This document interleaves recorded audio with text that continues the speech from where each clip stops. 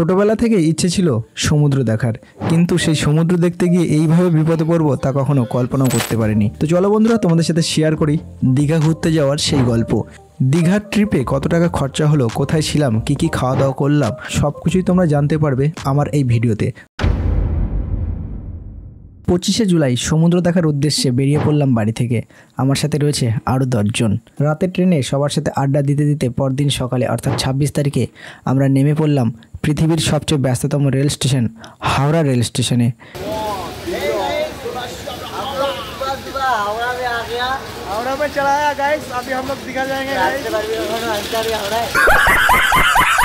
স্টেশনে নামতেই চোখে পড়লো সেই বড় বড় ফ্যানগুলি। প্রথমে ভাবলাম সেগুলোর কোনো কাজ নেই, কিন্তু না, ফ্যানের নিচে যেতেই কিন্তু আমার ধারণা সম্পূর্ণ পাল্টে গেল। রেল স্টেশন থেকে বেরিয়ে বাসে বসে হাওড়া ব্রিজ দেখতে দেখতে আমরা পৌঁছে গেলাম ধর্মতলাতে। ধর্মতলাতে নেমেই কিছু খাওয়া দাওয়া করে নিলাম, কারণ জার্নি করতে হবে এখনও 5 ঘন্টা, তার কারণে কিছু খাওয়া অবশ্যই দরকার। তো হে গাইস, এখন আমরা রয়েছি ধর্মতলাতে। এখন আমরা দীঘার বাস ধরবো, তারপরে কিন্তু সোজা দীঘা একবার। আর ধীমান কিন্তু একদম ফুল মুডে রয়েছে, খেলা হবে।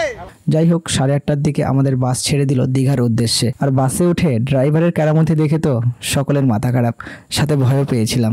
জানতাম স্টেট বাসের ড্রাইভাররা খুব রাফ গাড়ি চালায়, সেটা এই প্রথম দেখলাম। কলকাতা থেকে বেরিয়ে পড়লাম দীঘার উদ্দেশ্যে।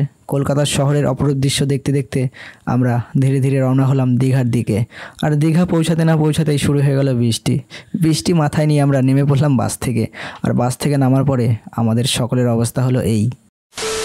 দেখতে পাচ্ছ অবস্থা, টাওয়েল দিয়ে মাথা ঢেকে রেখেছি, নলে কিন্তু একদম শেষ হয়ে যাবে। লেবার বলবে না, লেবার গাইস, লেবার গামছা, লেবার বলবে না। এই কুলি কুলি কুলি কুলি কুলি কুলি কুলি, এই কুলি কুলি কুলি কুলি কুলি। আরে এরা কারা, কোথা থেকে এলো? এদিকে আরো আছে গাইস। তো বৃষ্টিতে কিন্তু অবস্থা খুবই খারাপ। চলো আমাদের যে এখানে হোটেল নেওয়া আছে, রুম নেওয়া আছে, রুমে যাই আপাতত। আর সেখানে গিয়ে আপাতত বৃষ্টির হাত থেকে রক্ষা পাই, তারপরে পরে তো স্নান করতে যাবোই আর কি, বৃষ্টি কমলে। সেই মজা কিন্তু বানা বৃষ্টি কারণটা। সামনে যেখানে আমরা থাকবো ওখানে, সামনে দেখতে পাচ্ছ জগন্নাথ মন্দির তৈরি হচ্ছে। আমরা যেখানে থাকবো আর কি তার পাশেই আর কি জগন্নাথ মন্দির তৈরি হচ্ছে। তৈরি হলে সত্যি খুব ভালো হবে। যারা দর্শন করতে আসবে তারা কিন্তু আশা করি নতুন কিছুর এক্সপিরিয়েন্স পাবে। প্রচন্ড বৃষ্টি, অবস্থা খুবই খারাপ। আজকে তো দীঘাতে স্নান করাই যাবে না, স্নান করতেই পারবো না। প্লাস যেই হোটেলে আমরা উঠেছি সেখানে এখন খাবারও দেবে না আর কি। দুঃখ খতম নেই হতে হবে, তার কারণে এখন আমাদেরকে খাবার খুঁজতে যেতে হচ্ছে, কারণ সকাল থেকে আমরা কিছুই খাইনি।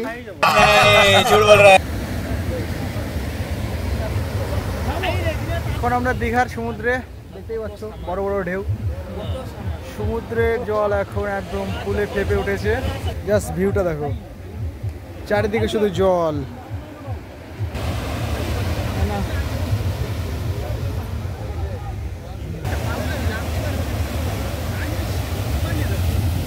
আর কিছুক্ষণ আগে কিন্তু বৃষ্টি হয়ে গেল রীতিমতো, এখন বৃষ্টি অনেকটাই কম আর কি। আর আমাদের এই মুহূর্তে প্রচণ্ড ক্ষুধা পেয়ে গেছে, কারণ আমরা সকাল থেকে কিছু খাইনি, তাই বেরিয়ে পড়েছি খাবারের হোটেলের উদ্দেশ্যে। সমুদ্র দেখতে দেখতে হাঁটছি এই রাস্তা দিয়ে। আজকে হচ্ছে আমাদের দ্বিতীয় দিন দীঘাতে, আর আমরা সকালবেলা বেরিয়ে পড়েছি, দেখতেই পাচ্ছ আমাদের দলবল নিয়ে। এখন আমরা যাবো মোহনাতে ঘুরতে, আর শুভদীপ যাবে হচ্ছে মন্দারমণি ওর বউকে নিয়ে। বুঝতে পারছো ব্যাপারটা, কারণ নতুন নতুন বিয়ে করেছি, ব্যাপারটা কিন্তু তোমরা দেখতে হবে। জনতা মাফ নেই করেগি। অলরেডি 2-1 ফোঁটা করে বৃষ্টি পড়া শুরু হয়ে গেছে, মনে হচ্ছে আজকেও স্নান করা 12টা বেরিয়ে যাবে আর কি। আর এই সাইডে অমিত রয়েছে, ধীমান রয়েছে, আমার রুম পার্টনারেরা। যেহেতু আমরা ব্যাচেলার তাই আমাদেরকে আলাদা রুম দেওয়া হয়েছে আর কি। এদিকে আমাদের গ্যাং রয়েছে। তো এখন আমরা যাব মোহনাতে ঘুরতে, আর দুপুরবেলার দিকে যাবো স্নান করতে। দ্বিতীয় দিনে আমরা হোটেল থেকে বেরিয়ে পড়ি দীঘার মোহনা দেখার উদ্দেশ্যে। আর টোটোতে করে আমরা রওনা দেই দীঘার সেই মোহনা দেখার জন্য। এখন ঘড়ির কাঁটাতে বাজে সকাল 8টা, আর আমরা বেরিয়ে পড়েছি মোহনা দেখার উদ্দেশ্যে। আমার সাথে রয়েছে আমার অন্যান্য সব পার্টনাররা। টোটোতে চেপে সমুদ্র দেখতে দেখতে আমরা রওনা দিয়েছি মোহনার উদ্দেশ্যে। আর সমুদ্রের এই অপরূপ দৃশ্য সত্যিই সকলের মন কেড়ে নিয়েছে। হ্যাঁ গাইস, তো ফাইনালি চলে আসছি আমরা দীঘায়। তো আজকে হলো আমাদের দ্বিতীয় দিন। তো দীঘার মোহনায় আমরা চলে এসেছি। তো আমরা পুরো সমুদ্রের ভিউটা নিচ্ছি, দেখতে পাচ্ছ পিছন দিকে, এটা পুরোটাই সমুদ্র। সমুদ্র, ও সমুদ্র, দেখো গাইস কিভাবে ছেলেরা মজা করছে, দেখতে পাচ্ছ পুরো ফুল মজা।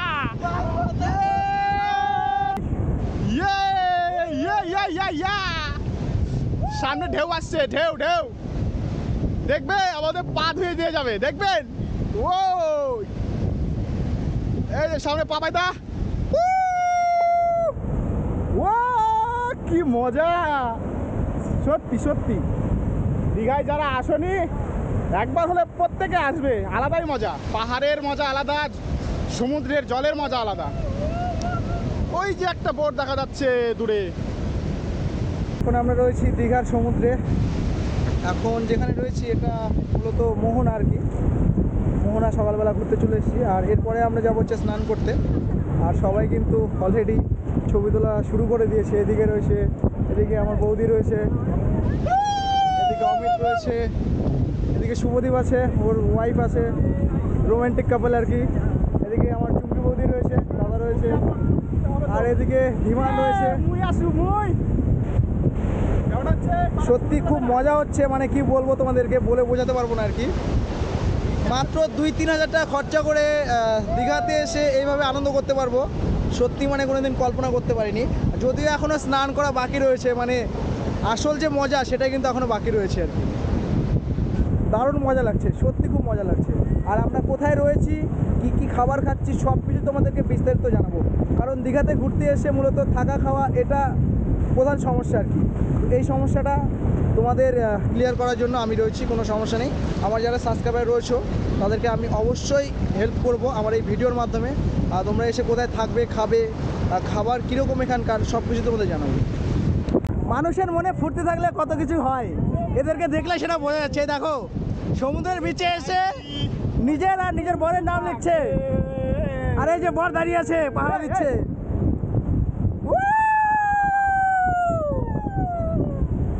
এটা রোমান্টিক আনরোমান্টিক, হ্যাঁ রোমান্টিক বলতে হবে, তাহলে না রোমান্স জাগবে।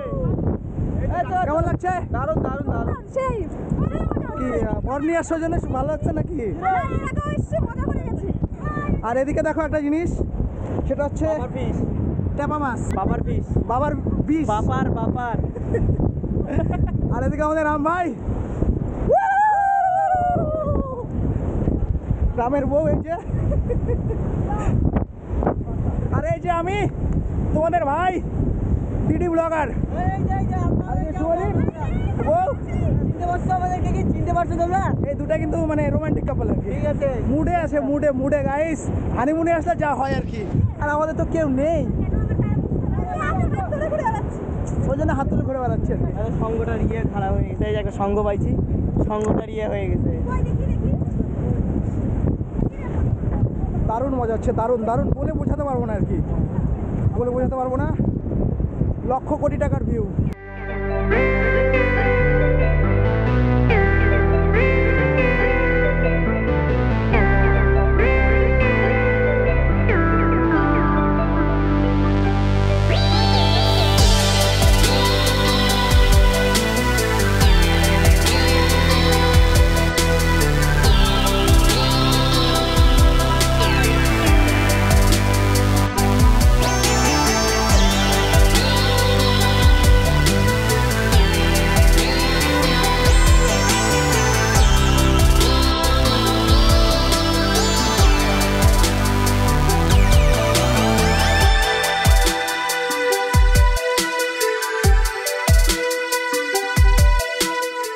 এখন আমরা রয়েছি মোহনায়, দীঘার মোহনা। চারিদিকে সমুদ্র থই থই করছে জল, আর কি বলবো, অপরূপ দৃশ্য। হাওয়া তো একদম দারুণ, বলার মতো নয় আর কি, এত হাওয়া এখানে। আর রোদ্রু আছে আজকে মোটামুটি। তো স্নান করব আমরা কিছুক্ষণ পরে, তার আগে মোহনা একটু ঘুরে নেই। এখানে অনেকক্ষণ আগে এসেছি আমরা, ভালোই টাইম কাটালাম আর কি, ছবি রিলস যে যার মতন ক্লিক করলো।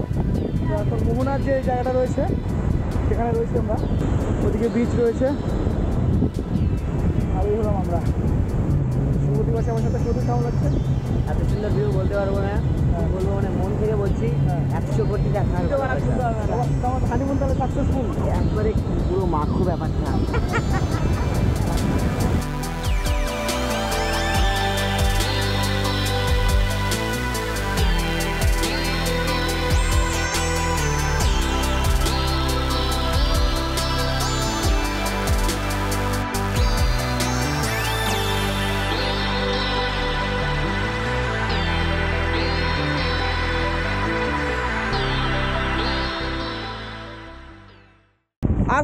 শুরু করছিলাম কিন্তু আসতে পারছিলাম না।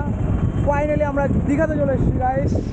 দীঘাতে ভরপুর মজা আনন্দ, কখনো জোয়ার কখনো ভাটা, এই করেই কিন্তু সমুদ্রের জল কখনো বাড়ছে কমছে। আর আমরা আর কিছুক্ষণের মধ্যে স্নান করতে নামবো। আমরা এসেছিলাম মোহনাতে, এতক্ষণ ঘুরলাম, খুব সুন্দর জায়গা, খাওয়ার দাওয়ার ভালো ব্যবস্থা রয়েছে আর কি এখানে। সি ফুড যেগুলো বলে, মাছ আর কি, মাছ থেকে শুরু করে অন্যান্য যেগুলো ফাস্ট ফুড হয় আর কি, সেগুলো তোমরা কিন্তু এখানে পেয়ে যাবে। খুব সুন্দর জায়গা, যারা আসনি তারা অবশ্যই আসতে পারো এখানে। দ্বিতীয় দিনে সমুদ্রে মন খুলে স্নান করার পরে সন্ধ্যাবেলার দিকে আমরা চলে আসি ঢেউসাগর বলে যে পার্ক রয়েছে সেখানে ঘুরতে। ঢেউসাগরে অনেক কিছুই রয়েছে, বাচ্চাদের খেলার জিনিস থেকে শুরু করে বড়দের খেলার জিনিস, পাশাপাশি খাবারের দোকানের তো কোনো কথাই নেই।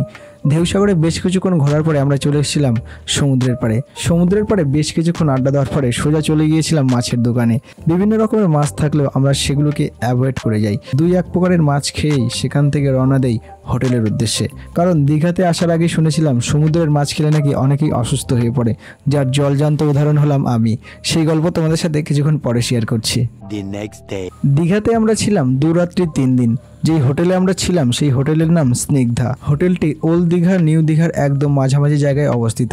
আমরা মোট ছিলাম 11 জন, তার জন্য আমাদের লেগেছে 3টে রুম। 3টে রুমের জন্য আমাদেরকে পে করতে হয়েছে 1200 টাকা করে, কারণ আমরা ছিলাম এসি রুমে। তো এবারে আসি খাওয়া দাওয়ার ব্যাপারে।